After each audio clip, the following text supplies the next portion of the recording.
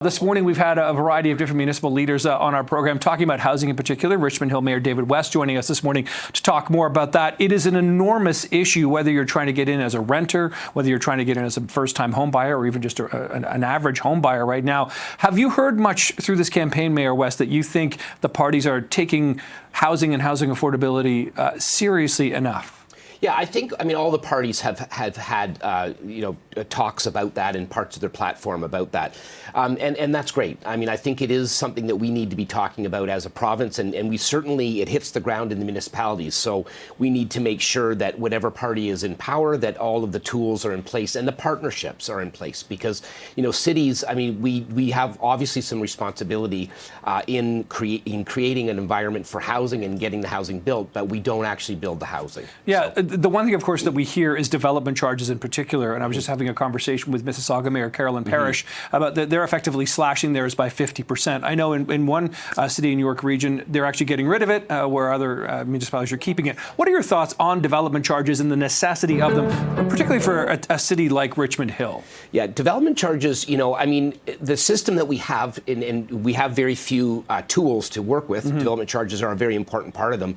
They pay for growth. So development charges in municipalities, including Richmond Hill, are based on a very specific list of items that we need in order for growth to happen and when growth does happen. So in my opinion, development charges in Richmond Hill are at the place where they need to be.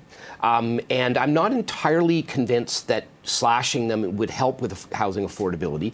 But what I will say is that, there are some municipalities that have knocked off a bunch of development charges.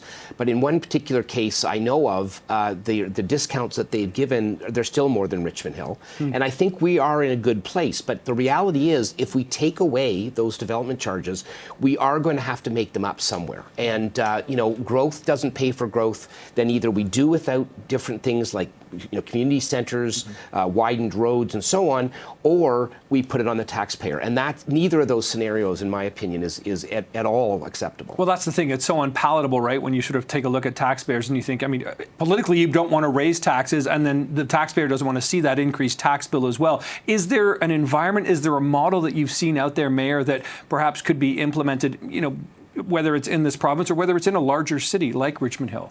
Well, so one of the, if I could just add, the problem with knocking off development charges and not having them replaced with somewhere, and that's the key, is that you're taking, if we have to add that to a tax base, we're putting it on a property tax base. Property tax is a very regressive form of taxation. So having it on the property tax base is not going to be helpful, and it's not going to be helping with affordability. I think that there is a way for the provincial government and the federal government to look at ways to fund cities in a more sustainable way. And the Association of Municipalities of Ontario, the Ontario Big City Mayors, which I'm a part of, have been calling on the province for a social and economic prosperity review to review the funding model for cities that was frankly done 100 years ago, but really does need to be looked at. Because 100 years ago, there were so many things that cities are funding now that are no longer, or that were never on the list of things originally. So how do you tackle that then? How do you start to eliminate the things that the city has been, or how do you create the environment where you can do that and still build houses? Because we saw the numbers in our province last year. We barely built any homes. Yeah. So, that's why we need a holistic review, I think, of how cities are funded. But I think, there are incentives that can be used, through taking development charges strategically and then refunding cities the difference, of course, but using development charges as an incentive for cities to get the housing built. I know in the city of Richmond Hill, we did get the Housing Accelerator Fund, and we've rolled out a 9-point plan, streamlining the process, building infrastructure that's needed to facilitate housing, and that's great, but also to directly incentivize rental and affordable rent housing in Richmond Hill. So I'm looking forward to seeing that type of program, but that model works. The federal government said to municipalities, how can we help you and support you to come up with a way to get housing built, and we designed the program. And of course, the issue really is housing doesn't get built in a day or a week or a month. No. It takes years, and so the money is invested up front. but you got to wait so long until you actually see the result, don't you? Yes, that's right, absolutely. And as a matter of fact, in Richmond Hill, it does take some time. We've streamlined the process. But at the same time, we also have tens of thousands of units in Richmond Hill that are ready to build or very close to being ready to build, but are not being built right now.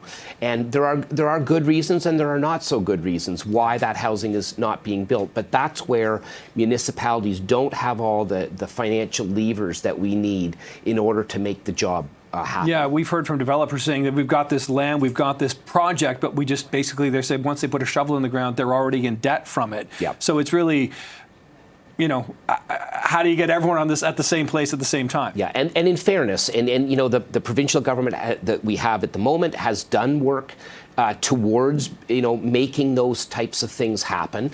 But whatever government is in the next election, we need them to be able to do more and in a more comprehensive fashion. So, and that's not just the provincial government, that's also the federal government too. Yeah, it's multi-layered. It indeed. is. Mayor West, appreciate the time this morning. Thanks for coming in this evening for breakfast. Good to see you. Important decision. Yes, it is indeed. All right, so Election Day, of course, 2 days away.